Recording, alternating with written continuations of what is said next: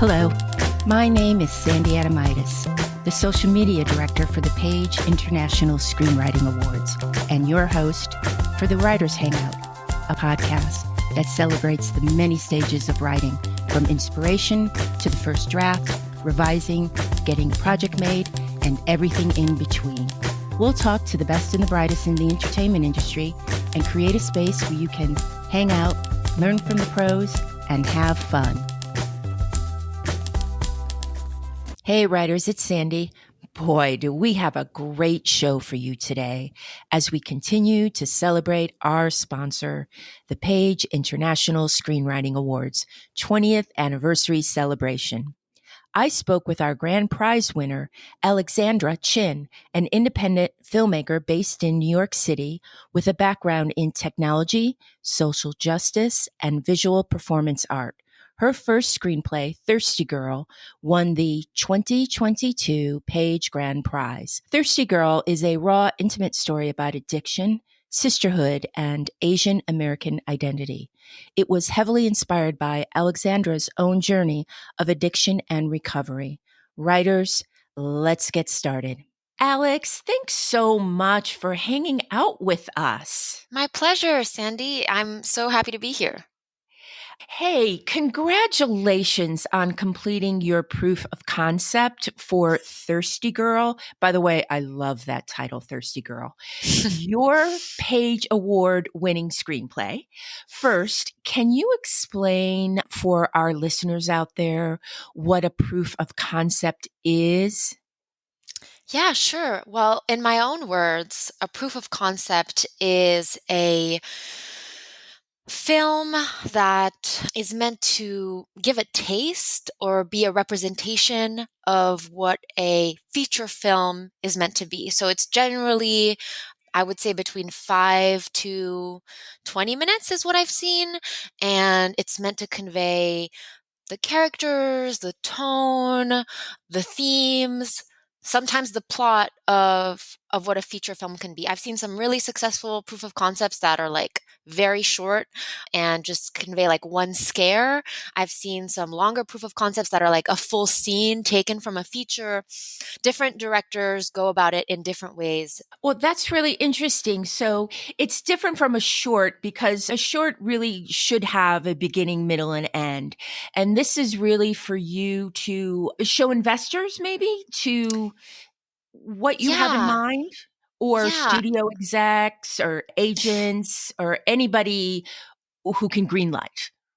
Well, it's interesting because I really wanted this piece to work as both a short film on its own and as a proof of concept. So it was a delicate rope to walk, or delicate, balance, because as you said, a short film should be a standalone piece, whereas a proof of concept is kind of meant to leave you wanting more. And so I tried to accomplish that with the ThirstyGirl short, and I don't know how successful I was. Hopefully somewhat successful. And yeah, the goal is, well, we have two separate goals for the ThirstyGirl proof of concept. One is to share it with interested production companies and financiers who have already read the feature script and love it, because I'm a first-time director. So I've never directed anything else. So in order to kind of convince people to give me a lot of money, not necessarily a lot in Hollywood terms, but, at least $1 million to direct the ThirstyGirl feature, I need to show that I can do it. And then our other goal is to submit to film festivals and hopefully play at some exciting film festivals and maybe get some attention there. Yeah. You were kind enough to share your work in progress of ThirstyGirl, the proof of concept. I loved it. It was very mesmerizing. I don't know if that was what you were going for, but I was very captured by it. I could just see how well you were going to handle the material with dignity. And well, you know what? Let's step back. Can you tell us about ThirstyGirl so the audience knows what we're talking about? Can you tell us about your screenplay, ThirstyGirl? Yeah, of course. And thank you for those encouraging words about the proof of concept. But yeah, we'll talk about it more later, but it was definitely a challenge. ThirstyGirl is my first screenplay, and it is a very personal story. It's about a sex addict.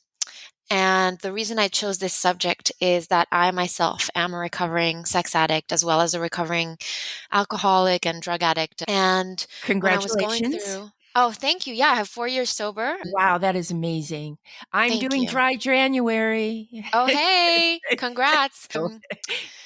So yeah, the topic of sex addiction was the one that I for sure knew I wanted to explore with my first screenplay because it was such a painful time in my life when I was going through my bottom and my recovery.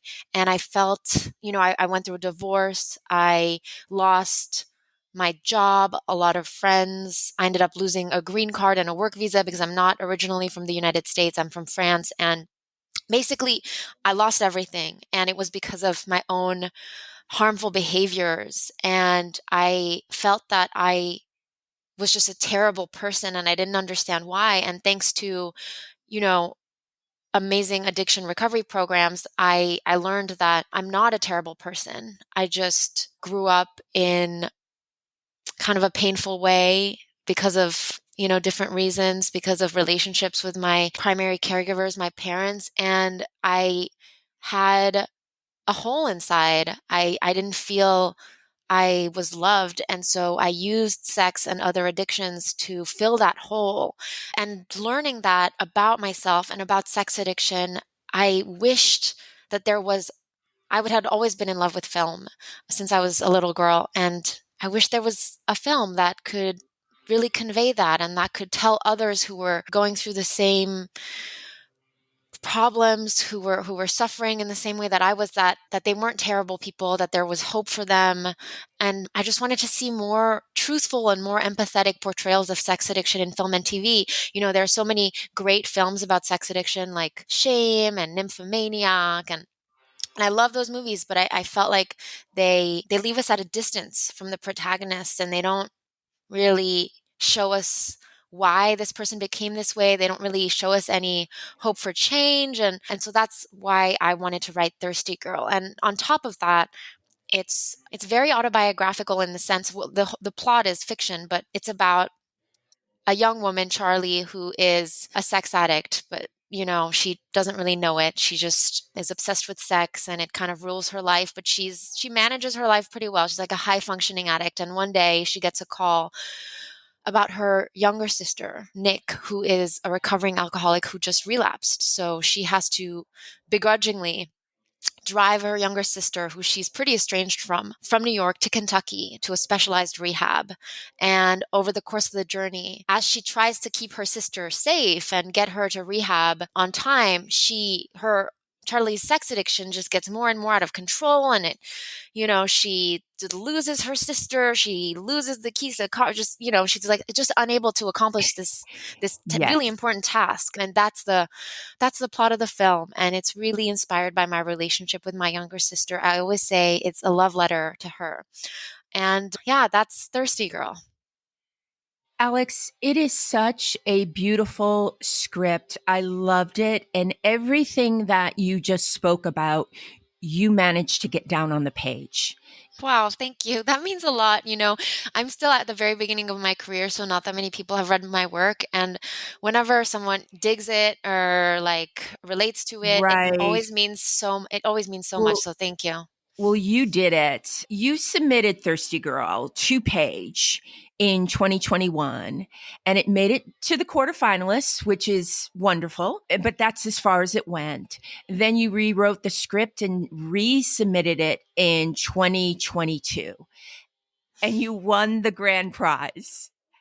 First of all, Yeah, bravo. thank you. um, I What, have a what, very funny story about winning the Page Grand oh, Prize. tell. So I knew that I'd made it to the finalist round, so I was eagerly anticipating the winner's announcement, but I figured if I had won, someone would have called me. So I kind of figured, okay, I probably didn't win the grand prize. I also thought Thirsty Girl is too maybe intimate a story and too like sexual maybe of a subject matter. And I was like, Right. there's no way I won the grand prize. But maybe I was like, maybe I placed in one of the subcategories. That would be fantastic, like maybe silver in the drama category. So I was eagerly awaiting the announcement, but the announcement was happening during a meeting I was having actually with my DP for the short film. I was already in pre-production. But I figured I hadn't won, but I was still interested in the results. And so halfway through a very long meeting with my DP, we were shortlisting. It was like a 4-hour meeting. We take a little break. I check my email and I see like, oh, winners are announced. And so I click the link. And at the top of the web page of the Page Awards, I see my name. I see Thirsty Girl by Alexandra. And I just don't believe it. Like I just do not believe it. And so I'm in a meeting with my DP and I say, wait, can you navigate to this webpage right now and tell me what you read? And she goes there and she says, oh my God, you won the grand prize. And I'm like, are you sure? And she's like, I am pretty sure. And then I'm still not believing it. And so I emailed the Page Awards people and I say, hello, I think I won the grand prize, but I'm not sure. And then I forget who messages me back, like Kristen or Jen, and they say like, yes, you did win. And I just, because I'm still at the very beginning of my career and I haven't had many wins yet, it was just like this cognitive dissonance. And it's such a great competition. It's one of the most important amateur screenwriting competitions of the industry, and Yes. it with a huge cash prize. And so I literally couldn't believe it until it was confirmed by Oh, the that team is at so Page. wonderful to hear. When you were doing your rewrite, and aren't you so glad you just rolled up your sleeves and went, you know what? I believe in this. I'm not going to hop to another Mhm. project. I'm going Mhm. to work on this one. What parts of the script changed the most? And did you have to kill any darlings, like Stephen King says? Yes, yes. I mean, they say screenwriting is rewriting, and I didn't want to hear that. I thought my first draft was, brilliant. I think all my drafts are perfect. But I actually read this book called Screenwriting is Rewriting that had been recommended to me. It's a new book about screenwriting that was written by the head of, like, I think the UCLA screenwriting department, the gentleman who wrote Top Gun. And maybe it's not UCLA, maybe it's USC, but it's a great book for any screenwriters out there that was recently released. And yeah, the process was very laborious, and I have to say it was not pleasant for a lot of the time. I ended up, hiring a screenwriting coach. His name is Don Hewitt, who is amazing. I found him on the internet because I was like, after my first draft, which had done, pretty well in competition, it won like one lesser known competition, the Finish Line social impact screenwriting competition, but I could tell it wasn't at the level that the script needed to be in order to get people interested in making the film. Okay. It was like 2 out of 10 people thought it was amazing, and I needed to get to a higher percentage, right? And so Right. I was trying to find the strategy, and I couldn't figure it out on my own. And so I hired a coach, and he was basically like, you need to dig deeper. He had the similar feedback a lot of feedback that I got from, coverage and competitions, which was, you need to dig deeper. I want to know more about these sisters. Like the previous version of the script, really, there was a much less of an emotional resolution. It was more like reality, and it was a lot more indie in the sense that they don't say, like, they don't, in real life, we tend not to say the things that are hard to say Yeah, a little between more each other. ambiguous. Exactly. We just look at each other and it's hard and we move on. And that's kind of how the first draft was. And then this latest draft, I was told, like, no, we want to hear what Charlie has never said to her sister. We want to hear why she doesn't want to talk to her dad. You have to bring this out. And so it was a lot of personal exploration, because these relationships are all completely based on my own relationships with my sister, my mom, and my dad. And so I did a lot of very kind of painful excavating of my own, Yes. like, what would I say to my family, and put that in the script. And I did have to kill one darling that I was really in love with. The first thing that I knew I was going to write when I came up with the Thirsty Girl concept was, there's going to be this scene at the end where the sisters are in the car, and it's like the penultimate scene, and they are listening to the radio and they sing a Celine Dion song together, and this is the emotional climax of the film. And I was just told, like, you can't do that. You can't put a Celine Dion song in the script. It's going to cost like $20 million. So that was the biggest darling I had to kill. And it turns out that, now there's an emotional climax that's more Yes. resonant with the audience, where the sisters are actually saying things. And I wrote the first draft in 3 months, and then the rewrite took another year basically after that. And Wow. there were months where I didn't even write in the script. I was just journaling and making spreadsheets about characters, and it was very Oh, I'm uncomfortable and so frustrating. I know it was frustrating for you, but I'm so glad you said that because it's one of the things that we like to express here, that you don't always have to be writing. It's what Mhm. you're thinking about. It's your research. Mhm. It's your character plotting. It's all so important. Mhm. Mhm.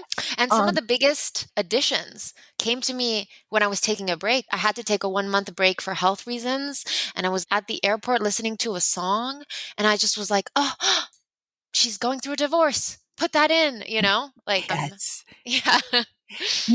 I really loved in the script you used a ringing noise for certain portions. It really brought me into the scene, and I almost could feel the numbness that Charlie was starting to fall into, her void. What a great technique. I Mm. really applaud you for that. Could you just is it okay? Do you think we're giving away too much? Because I know this is going to be film that we can all go see very Oh, soon. Can we talk about the ringing? How did you land on that? yeah. Thank you for manifesting the film into existence. That was definitely a new addition for the latest draft as well. Some of the feedback I was getting was it wasn't clear what Charlie was going through, or the fact that it was an addiction and not just like a Yes. horny girl. And so Yes.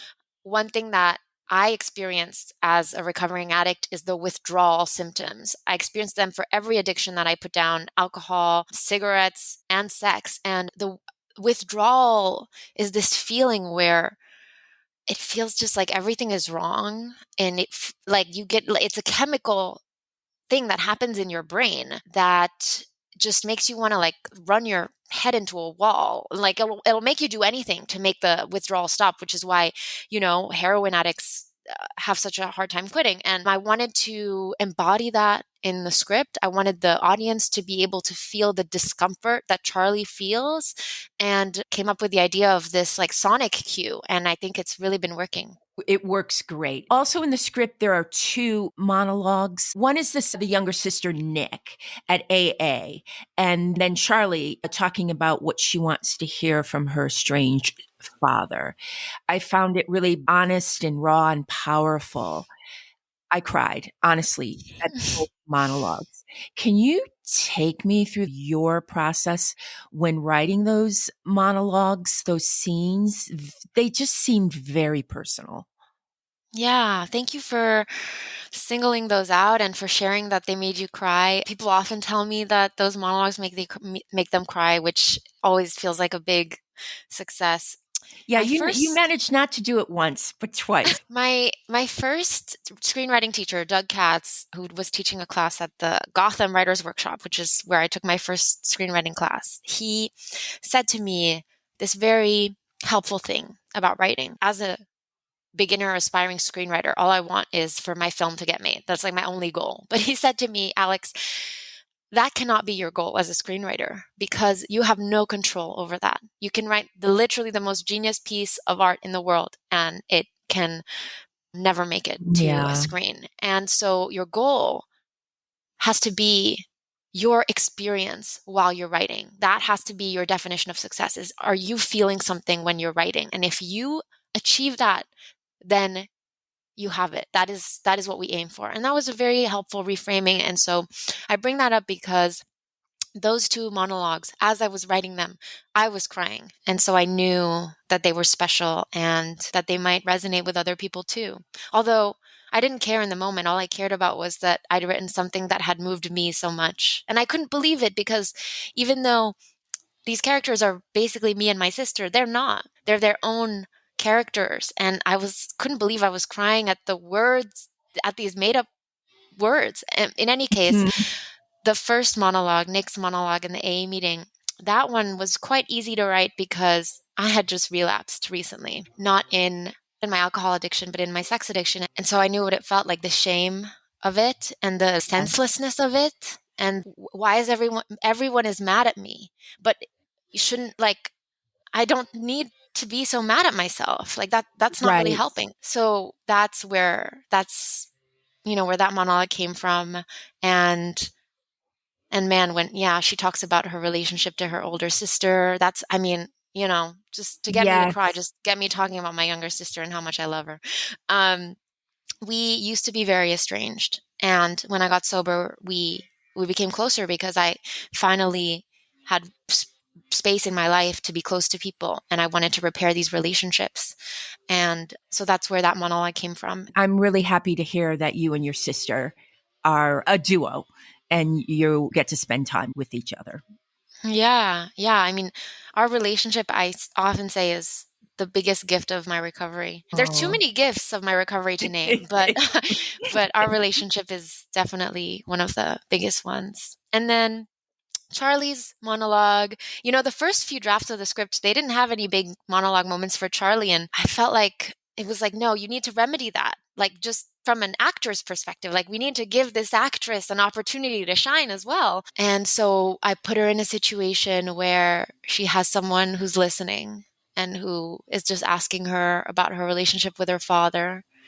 And my style of writing is very kind of, what's that expression when you just write without thinking, run on sentences, and Oh, yes, I know exactly I know what you're, Kerouac-esque. Yeah. yes, And I stream just of consciousness. stream of consciousness. There we go. There we go. You can tell I haven't been writing very long. My style of writing is, when it's not screenwriting, like when it's poetry, for example, is very stream of consciousness. And that's kind of how that monologue feels. It's like, it is a bit of a It poem. does. It's like, what I would say to him? I would say this, and then I would say this, and I would say this. And It felt like years and years emotional dialogue, inside dialogue was pouring out of her. yeah. Yeah. And at this point in the rewrite process, Charlie and her life had deviated from mine, actually, and some of the details of her relationships with her parents are actually not the same as my relationship with my parents. Like, I even took from my mom's relationship with her father, which she allowed me to. Yeah. Because you are writing about universal things. You are able to capture those moments which is very special.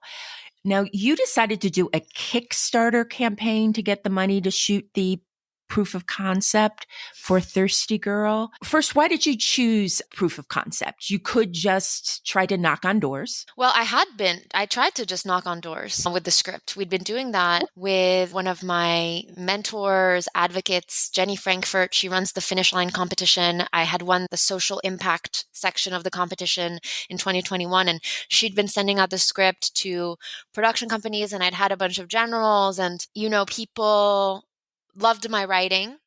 And it was such a personal story. They were like, oh, you need a director attached. And so we tried to find a director, and we'd sent it to, I made a list of my favorite indie directors, and we'd reached out to as many of them as we could, and none of them were interested. And so my Oh, mentor said Alex, to can I me, interrupt you there? yeah, And that can be so disheartening because you have to get it to the agent, and then the agent takes their mm-hmm. time, and they get it to the director, and a month goes by and you haven't heard anything, and then you have to start all over again. It's wonderful to be able to get a director attached. It's a lot of hard work. Yeah. But you know what? My first ever rejection, I was so happy because it meant that I was officially a writer. Yes, And yes. so I I was so pleased the first time that someone passed on my script, because it was like, I'm officially in the game now. This is like, my dreams are coming true. Yeah, I Because I like know, that. Yeah. yeah, I know it takes like 100 no's to get to one yes. So I was like, okay, the first no, let's go. And so, yeah, no directors were interested at the time. And so my mentor said to me, Alex, you got to direct this. This is your story. Would you even be interested in directing? And then I said, you know what? The truth is, I want to be a director. I started writing to direct. I didn't even think I would like writing at all. I just figured it would be the easiest way because I already have a laptop and that's all you need. Yep. And so they were like, okay, then go ahead, direct. And I was like, no, but I'll be bad. There's no way I could direct a good proof of concept because I've never directed anything, so it will be bad. And my mentors were really supportive, and they were like, it will not be bad. It'll be great. You just got to do it. And so Is um, is part that's of why. that is part of that being, I don't know, being a woman, sometimes we're just waiting for someone else to tell us Mm. that we can do something, I think that's definitely part of it. I think for me, I've spent my life in male dominated fields. Before being a screenwriter, I was a software engineer Oh, and yes, that's male um dominated. yes.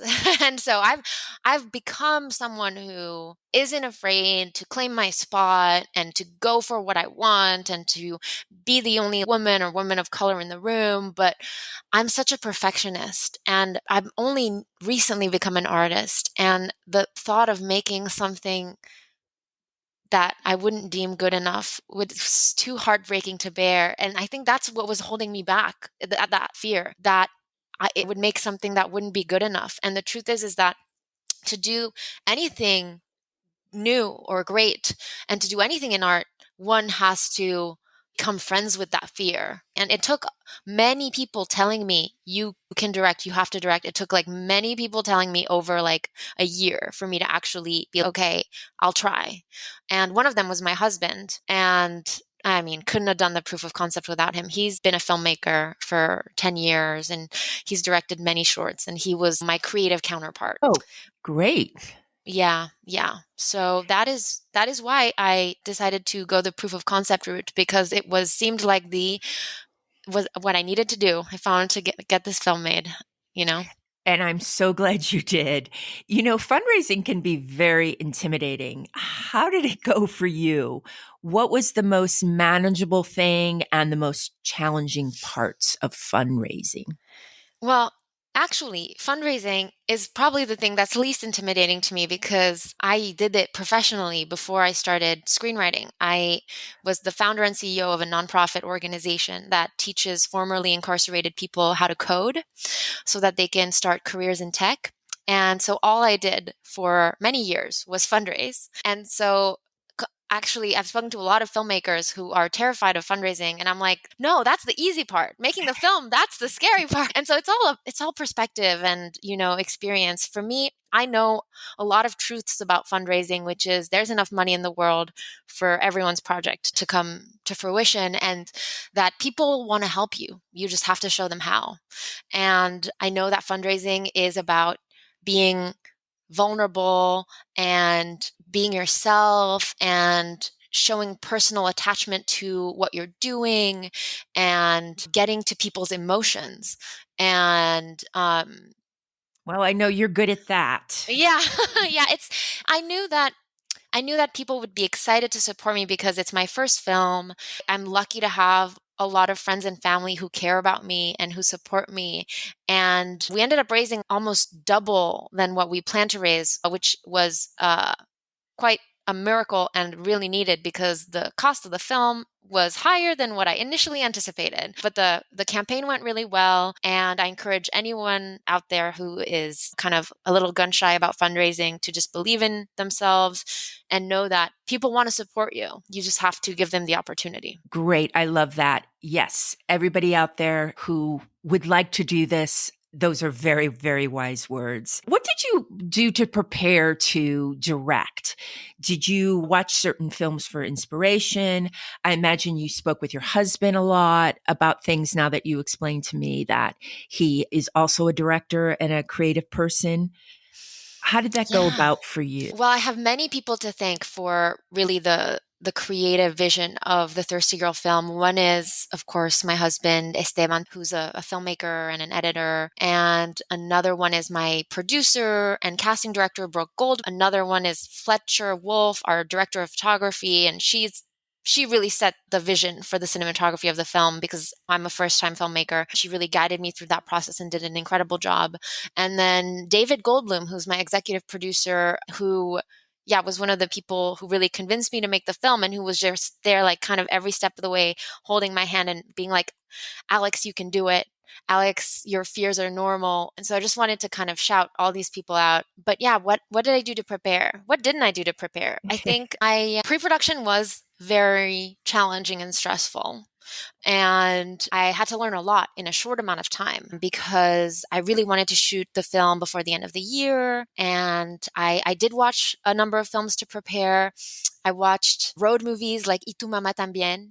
Yes. I watched Blue Valentine, which is one of my favorite films, because that style, the cinematography and the rawness of the film is really something that I want to capture with all my films. I watched the movie Happening, which is a French film that came out last year, a film about abortion set in the 50s, which not enough people have seen. It is amazing, and it is the main visual inspiration for the film, actually, in terms of our style. And I watched the movie Shame, which is another film about sex addiction, which is also a big inspiration for how we chose to frame and shoot the film. I watched a lot more, but I think those would be the main kind of references. And then I worked very closely with my DP Fletcher to get to the heart of every beat of the script and let that inform how we would shoot each scene. She came up with this question, with this idea that Charlie is in a few different states throughout the film. She's either in her addiction, like hooking up with someone, pursuing someone,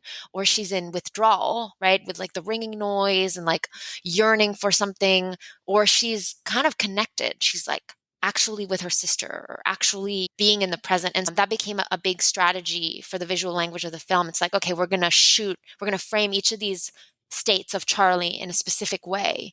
And we chose 4:3 aspect ratio, which is kind of the tightest aspect ratio because we really wanted to illustrate Charlie's loneliness and the kind of how no one can get close to her. You know, there's rarely anyone other than her in the frame. I felt very strongly about it being mostly handheld, close up, because I wanted us to feel there with Charlie. And I read about directing actors. That was the aspect of directing that I was maybe most nervous about, was working with actors, because I'd never really done it before. I read Directing Actors by Judith Weston, which is my husband's directing Bible. And he's an amazing actors director. And I took an acting class even, because that's what all recommend to get better at working with actors. And I shadowed my husband on the set of his short film, which he shot in Colombia over the summer of 2022. So I was like in super prep mode. Every waking moment, I was trying to become the best director I could be to shoot this film. Two things. As you were talking, I was picturing Charlie alone in her frame, and you did do that. I was picturing it the whole time you were talking.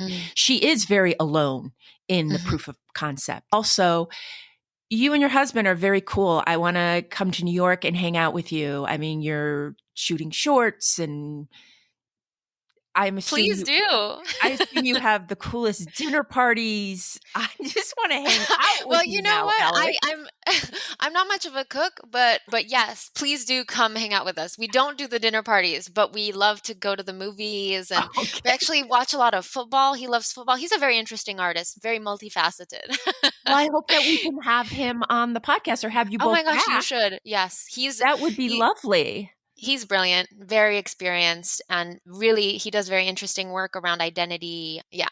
Cool. What did you learn about yourself, Alex, while directing?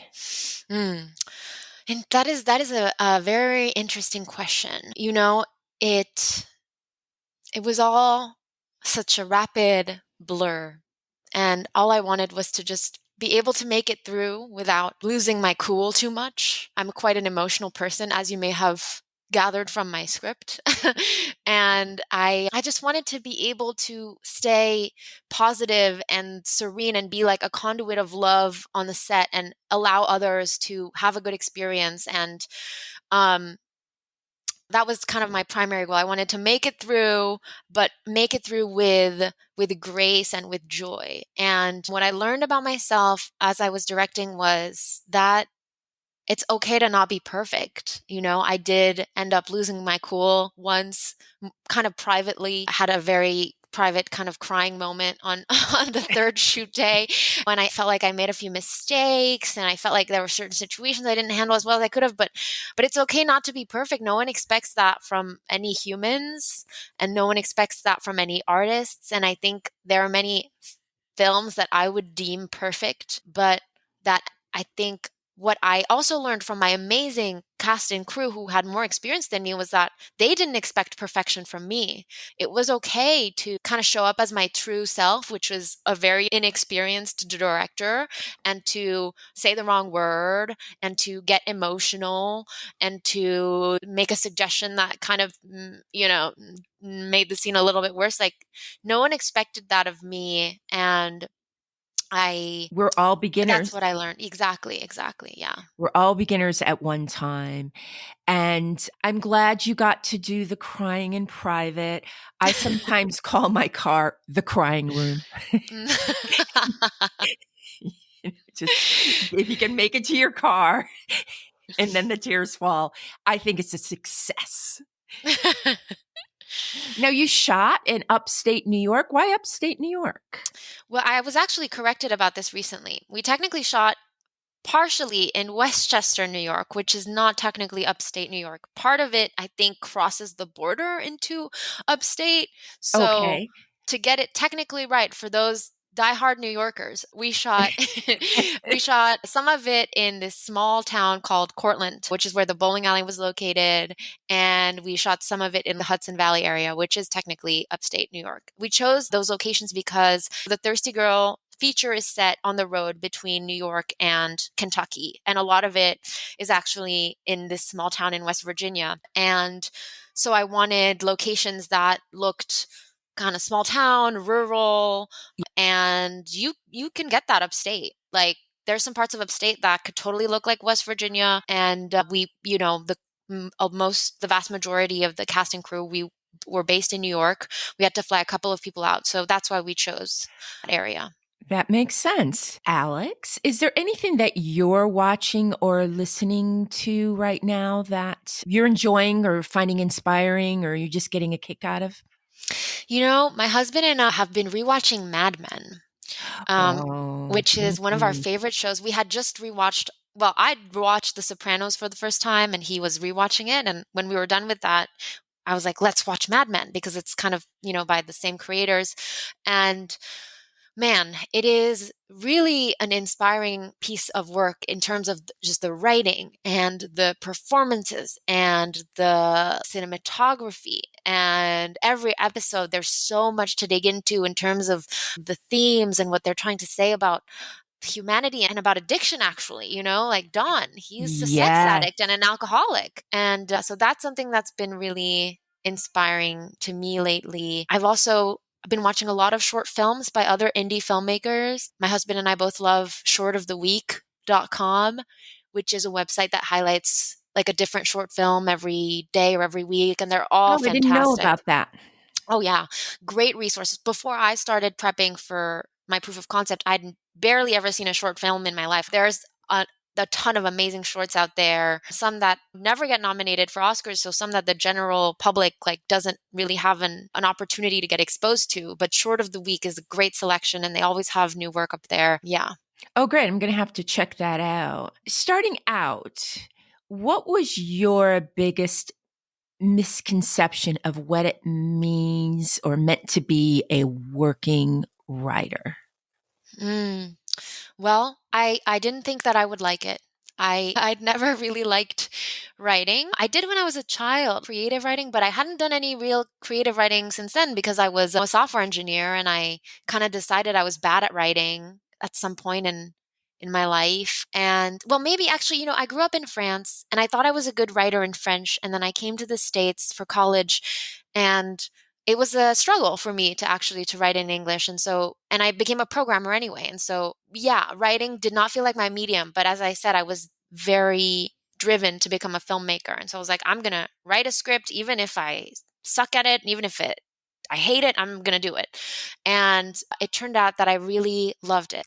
Felt very exhilarating. I would say, honestly, though, being a full-time writer, I would say it feels amazing like 10% of the time and then awful 90% of the time. But I think that's what every writer has told me. So I'm not doing it wrong. Yes. So even people who that's what they want to do for their whole career, that's how they feel. So I'm like, okay, that's okay. But any other misconception than that, I guess I didn't have any you know what? It's a lot harder than I thought it would be. Yes, it's a lot harder than I thought it would be. Writing code is way easier. It's the hardest thing I've ever had to do actually is like really write and finish and rewrite a screenplay. And I have a lot of respect for all the writers out there. I didn't know how hard it was before. Yeah. Yes. Alex, before we go, would you like to play a lightning round of brain drops? Sure. I don't know what that is, but yes. Brain drops is a fast-paced Q&A with answers only a writer can provide. So let's see how many you can do in 30 seconds. And I'm going to start the timer. And here we go. When writing, music on or off? Off. Actually, Reading, both. reading a hard copy of a script, one, Brad, or two? One. Whiteboard or legal pad? Neither. Final draft or Celtics? Final draft. Oh, we're out of our 30 seconds. I don't think I did that correctly. I was like, No. neither. Well, it's the truth. Yeah. I'm going to ask you a couple more without a timer, just for fun. Yeah, please. Favorite snack while writing? Oh, if I'm being honest, a cigarette. Good. I hear you. Snack at Crafty. You know, whatever is the most disgusting kind of high calorie snack. Yeah. Favorite time to write, day or night? Oh, day, morning. Can't write past 8 p.m. Writing at home, PJs, sweats, or clothes? All of the above. Do you come up with a title for your script at the beginning or the end? Both, and the whole way through. My first title for ThirstyGirl was very different, and everyone hated it. And so I had what was it? Please tell. It was Baby Sis. Baby sis. You know, I don't hate that. I can absolutely see that on a marquee. But I usually come up with it immediately, like my other scripts. It's like I see the title first. Yeah. Shaded parking spot right next to set or $25K extra in the budget? $25K extra in the budget. Okay. $1 extra in the budget. I'll take anything. Alex, thank you for playing Brain Drops. And would you like to share where we can find you on social media? Yes. On Instagram, I am No I Don't Dig, which is a long story. That's not even funny. And then on everywhere else, I'm basically Alex Chin, Alexqin. Cool. Well, when you come back, I definitely want to know the story behind No, I Don't Dig. And I just want to thank you so much for hanging out with us. This was a lot of fun. I learned so much, and I really think our listeners learned a lot from our chat today. Oh, it was my pleasure. Thank you so much. It was really lovely. And keep us posted on Thirsty Girl. Oh, yeah. Coming soon to a theater near you, maybe. Bye-bye, Alex. Bye, Sandy. That's a wrap for the Writers Hangout. Thanks so much for listening. If you enjoyed the show, please subscribe, like, and thrive. Till we get to hang out again, keep writing. The world needs your stories. The Writers Hangout is sponsored by the Page International Screenwriting Awards. Executive producer, Kristen O'Verne. Producers, Terry Sampson and Sandy Adamitis. Music by Ethan Stoller.